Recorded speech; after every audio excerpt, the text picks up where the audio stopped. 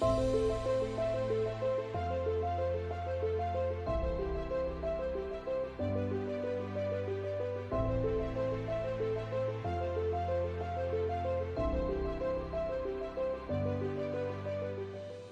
power of building the right team. Actually, that was one of the conversations that came up even at the event that we were in. And I'll share a couple of stories around this because I can tell you how important this piece is. And when I say team, I'm going to kind of focus on the business side of things, but the same principle applies in your home, in your personal relationships. There is no difference because ultimately we're talking about human relationships. I'll share a couple of stories around this. One, I can share a story around my own development as within my company. When we started off, we were 6 team members and we went at it for a good year and a half to close to 2 years. And it felt like a drag. And when I say like it felt like a drag, is like we were having fun, we were growing and stuff. And actually we were very aligned in terms of some of the values. But what we weren't feeling was movement. What we weren't feeling was progress in our business. And no matter what we did, it always felt like we kept getting blocked one way or another. It was either a marketing challenge or a sales challenge, or there was a problem within our operations, or finance was out of whack. We were building some of the skill sets. We had the general skill sets. And a lot of these guys are coaches too. They are very much into leadership and all that stuff. But for some reason, it was not moving forward. Fast forward 2 years, and what we realized was, first of all, one of the team members dropped off because she was not seeing a lot of progress. So it was building a lot of resentment, and we weren't seeing that she was giving the value that we were kind of imagining in our mind within our company. She dropped off, and then we're like, okay, well, that's a one-off thing. We're like, okay, well, we're going to move forward. So we made some changes, we move forward, and then another team member drops off. Okay, now that's not a coincidence. There's something off with the culture here. What's missing here? And we made some assumptions there. And one of the assumptions was that just because we think similarly, we look at the world a certain way, we are very aligned. And that was not the case. So we did some work when we started our business on the vision side of things, but very surface level. And then we jumped in and started doing a lot of stuff. That was a disaster. So what we did was we stepped back. In fact, last year we took a few days out. We actually met in person after 2.5 years of just being in business. We met in person for 2.5 days. We're going to figure out what we're doing here. We went deep, very deep into the business vision, and we tried to understand what we're trying to build individually. And then we laid out a strategic plan around that. And we literally pulled out each other's calendars. Okay, this is what we're going to do. Yes, we've been at this for a while, but we're going to push this. We're going to push this. It's going to be a little bit of uncomfortable. But as soon as we did this, everything was laid out. We were clear about each other, and we got to talking. And pretty much 2.5 days was of connecting with each other and understanding each other better. So since then, up until now, we've made more progress in about close to 6 months, 5, 6 months, versus we've made more progress in this short amount of time versus 2.5 years prior to. It just blows my mind. And I work with people around this stuff, and I've seen this over and over in other teams as well. When there's one team member or 2 team members, or the culture is not the right fit, and it completely holds the team back. And what we tend to do as human beings, we're like, okay, maybe it'll work. We're patient sometimes. Whereas sometimes we're like, okay, maybe that person, we make excuses for people. But then what we don't do is we don't step back and analyze, how is this affecting everybody? It's your job as a leader, if you're building a business, if you're moving something forward, to see how each member of the team is affecting everybody else. The same dynamic, by the way, shows up in families. I've worked with families where one family member or 2 family members are not aligned, and it holds the whole family back. They lack joy. There's more conflict. There's more disconnection because they don't know how to align with that person. Something is off.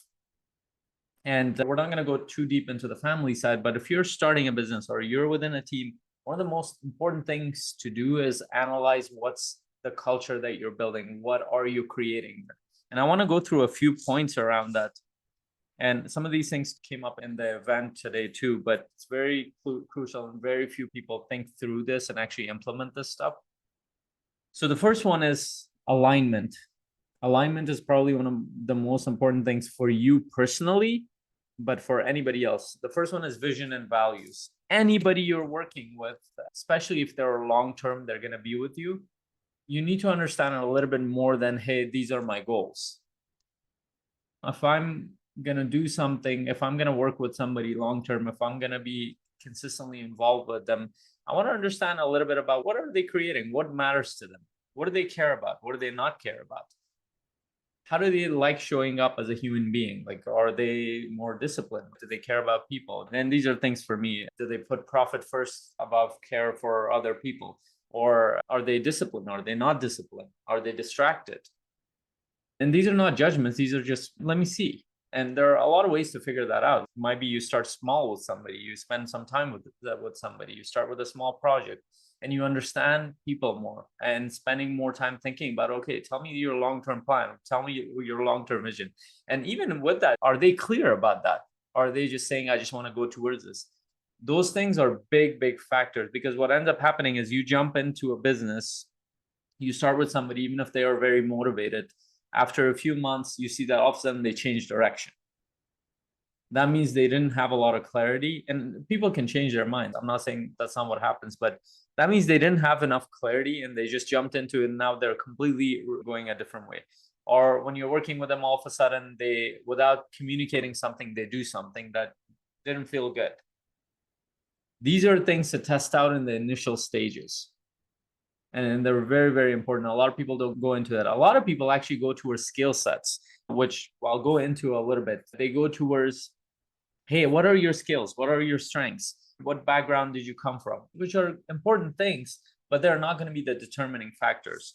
So when you're thinking about that core team, let's say in the multifamily space, the first thing I would go towards is not the hard skill sets. Is the first thing is think about these few areas which connect to their ability to be leaders. One is awareness, discipline, and empathy. Because when you're in business, you're dealing with people, and these are leadership skill sets. What is their awareness? Do they have the ability to communicate better with people? Do they have the ability to be patient, to be respectful?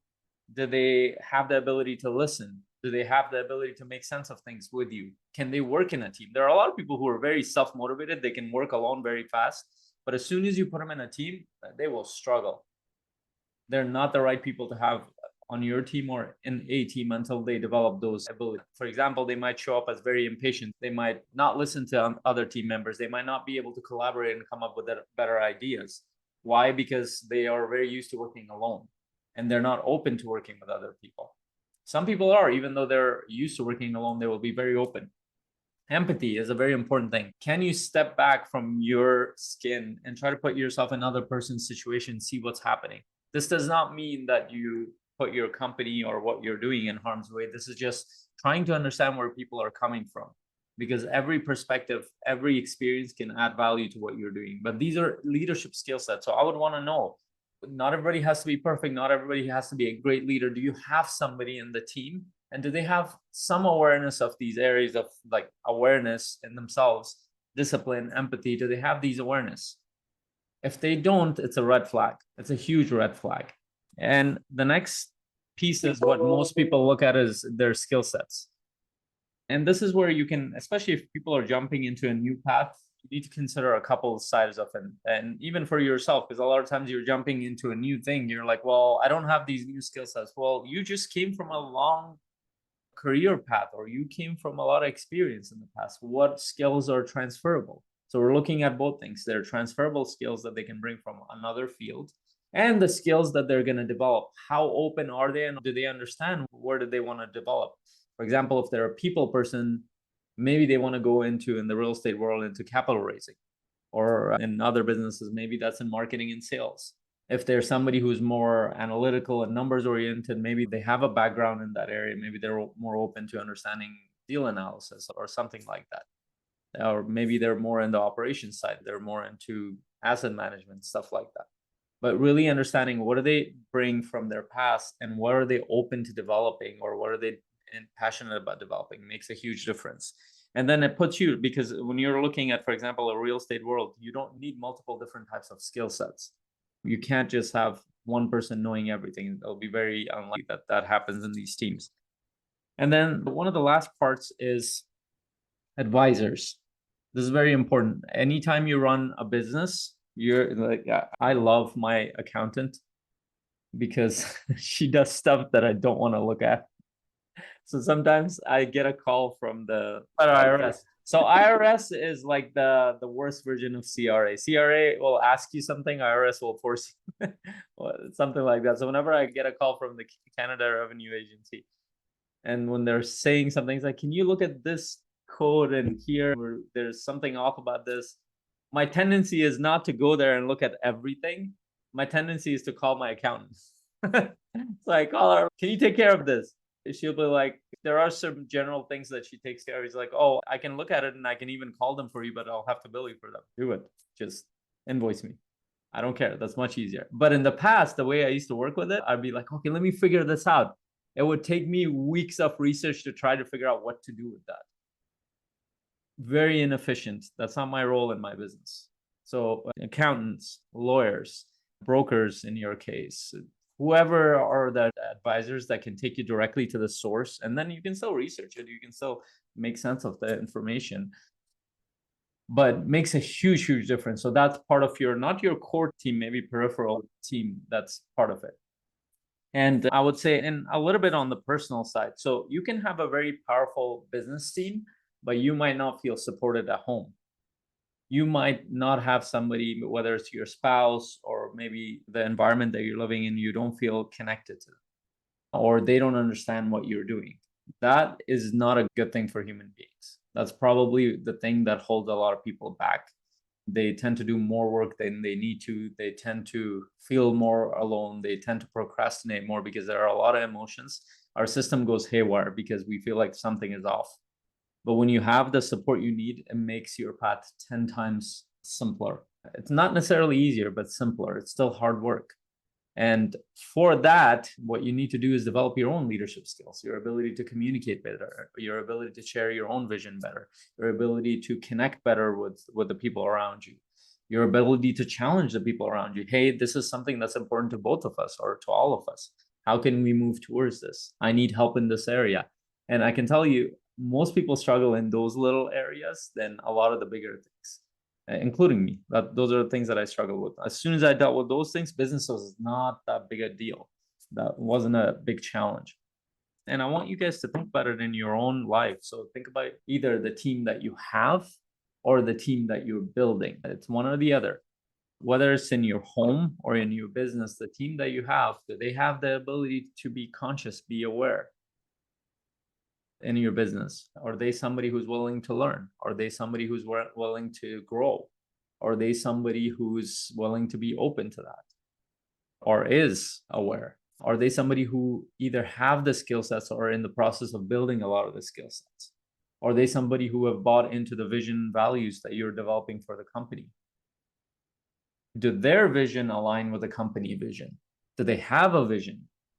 They might be completely unclear.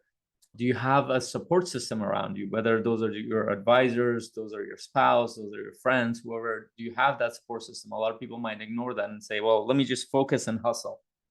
That works in a preliminary stages when you're trying to kind of do things on your own. But when you're trying to build an organization, it takes a lot of work with other people. It doesn't just come from you.